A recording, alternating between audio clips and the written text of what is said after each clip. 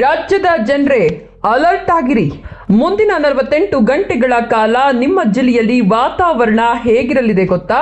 ಕರ್ನಾಟಕದಲ್ಲಿ ಮುಂಗಾರು ಮಳೆಯ ಆರ್ಭಟ ಶುರುವಾಗಿದ್ದು, ಹವಾಮಾನ ಇಲಾಖೆ ಜೂನ್ ರವರೆಗೆ ಕರಾವಳಿ ಮತ್ತು ಒಳನಾಡಿನ ಹಲವು ಜಿಲ್ಲೆಗಳಿಗೆ ಭೀಕರ ಯೆಲ್ಲೋ ಅಲರ್ಟ್ ಘೋಷಿಸಿದೆ. ನಿಮ್ಮ ಜಿಲ್ಲೆಯು ಈ ರೆಡ್ ಝೋನ್ ಅಥವಾ ಡೇಂಜರ್ ಲಿಸ್ಟ್ ನಲ್ಲಿದೆಯಾ? ನೀವು ಜೂನ್ ರೊಳಗೆ ಎಲ್ಲಾದ್ರೂ ಹೊರಗೆ ಹೊರಟಿದ್ದೀರಾ? ಹಾಗಾದ್ರೆ ಈ ವಿಡಿಯೋನ ಪೂರ್ತಿ ನೋಡಿ, ಇಲ್ಲಾಂದ್ರೆ ಸಂಕಷ್ಟಕ್ಕೆ ಸಿಲುಕಿಕೊಳ್ಳಬಹುದು.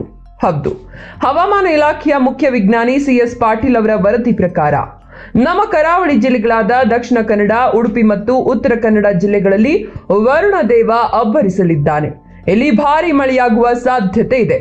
ಕಾಸರಗೋಡು ಸೇರಿದಂತೆ ಕರಾವಳಿ ತೀರದ ಜನ ಈಗಾಗಲೇ ಎಚ್ಚರಿಕೆಯಿಂದ ಇರಬೇಕಾಗಿದೆ.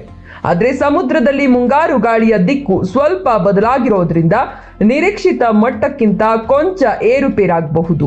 ಆದ್ರೂ ಮುನ್ನೆಚ್ಚರಿಕೆ ವಹಿಸೋದು ತುಂಬಾ ಮುಖ್ಯ. ಇನ್ನು ಗಿರಿನಾಡು ಮಲೆನಾಡಿನ ಕಥೆ ಕೇಳಿ. ಇವತ್ತಿನಿಂದಲೇ ಮಲೆನಾಡಿನಲ್ಲಿ ಮಳೆರಾಯನ ಅಟ್ಟಹಾಸ ಜೋರಾಗಲಿದೆ. ಕೊಡಗು ಜಿಲ್ಲೆಯಲ್ಲಂತೂ ಸಖತ್ ಮಳೆಯ ಸೂಚನೆ ಇದೆ.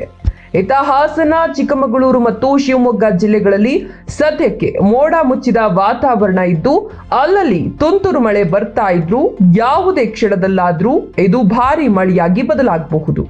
ಈಗ ಉತ್ತರ ಒಳನಾಡಿನ ಕಡೆ ಬರೋಣ. ಉತ್ತರ ಕರ್ನಾಟಕದ ಜನರೇ ಗಮನಿಸಿ, ನಿಮ್ಮಲ್ಲೂ ಮಳೆ ಆರ್ಭಟ ಜೋರಾಗಿದೆ.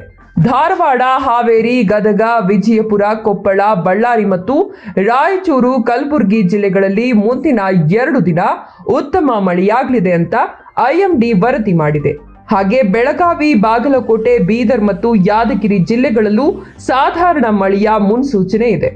ಇನ್ನು ಇತ್ತ ದಕ್ಷಿಣ ಒಳನಾಡಿನ ದಾವಣಗೆರೆ ಭಾಗದಲ್ಲೂ ಮಳೆಯ ಮುನ್ಸೂಚನೆ ಇರೋದ್ರಿಂದ ರೈತ ಬಾಂಧವರು ಹಾಗೂ ಸಾರ್ವಜನಿಕರು ಅಗತ್ಯ ಸಿದ್ಧತೆ ಮಾಡಿಕೊಳ್ಳುವುದು ಒಳ್ಳೆಯದು. ಇನ್ನು ನಮ್ಮ ಸಿಲಿಕಾನ್ ಸಿಟಿ ಬೆಂಗಳೂರಿನ ಪರಿಸ್ಥಿತಿ ಏನು ಅಂತ ಯೋಚಿಸ್ತಿದ್ದೀರಾ? ಬೆಂಗಳೂರು ಮತ್ತು ಸುತ್ತಮುತ್ತಲಿನ ಏರಿಯಾಗಳಲ್ಲಿ ಮುಂದಿನ 3 ದಿನಗಳ ಕಾಲ ಹಗುರದಿಂದ ಸಾಧಾರಣ ಮಳೆಯಾಗಲಿದೆ. ಸಿಟಿಯಲ್ಲಿ ಮೋಡ ಕವಿದ ವಾತಾವರಣ ಇರಲಿದ್ದು, ತಣ್ಣನೆಯ ತಂಗಾಳಿಯ ಜೊತೆಗೆ ಮಳೆ ಸುರಿಯಲಿದೆ. ಬೆಂಗಳೂರಿನಲ್ಲಿ ಗರಿಷ್ಠ ತಾಪಮಾನ 29 ಡಿಗ್ರಿ ಸೆಲ್ಸಿಯಸ್ ಇದ್ರೆ ಕನಿಷ್ಠ ತಾಪಮಾನ 21 ಡಿಗ್ರಿ ಸೆಲ್ಸಿಯಸ್ ಇರಲಿದೆ. ಸೊ ಆಫೀಸ್ಗೆ ಹೋಗೋರು, ಕಾಲೇಜ್ ಸ್ಟೂಡೆಂಟ್ಸ್ ಕೈಯಲ್ಲೊಂದು ಕೊಡೆ ಅಥವಾ ರೇನ್ ಕೋಟ್ ಇಟ್ಕೊಳ್ಳೋದನ್ನ ಮರಿಬೇಡಿ. ನೈಋತ್ಯ ಮಾನ್ಸೂನ್ ಈಗಾಗಲೇ ಅರೇಬಿಯನ್ ಸಮುದ್ರ, ಮಹಾರಾಷ್ಟ್ರ ಮತ್ತು ಕರ್ನಾಟಕದ ಬಹುತೇಕ ಭಾಗಗಳಿಗೆ ಆವರಿಸಿಕೊಂಡಿದೆ. ಮುಂದೆ ಇದು ತಮಿಳುನಾಡು, ಆಂಧ್ರಕ್ಕೂ ಪಾಸ್ ಆಗಲಿದೆ. ಮಳೆಗಾಲ ಆರಂಭವಾಗಿರೋದ್ರಿಂದ ಅದರಲ್ಲೂ ರೈತರು ಮತ್ತು ಸಾರ್ವಜನಿಕರು ಕೆರೆ, ನದಿ ಹಾಗೂ ಹಳ್ಳಕೊಳ್ಳಗಳ ಹತ್ತಿರ ಹೋಗುವಾಗ ಎಚ್ಚರಿಕೆ ವಹಿಸಿ.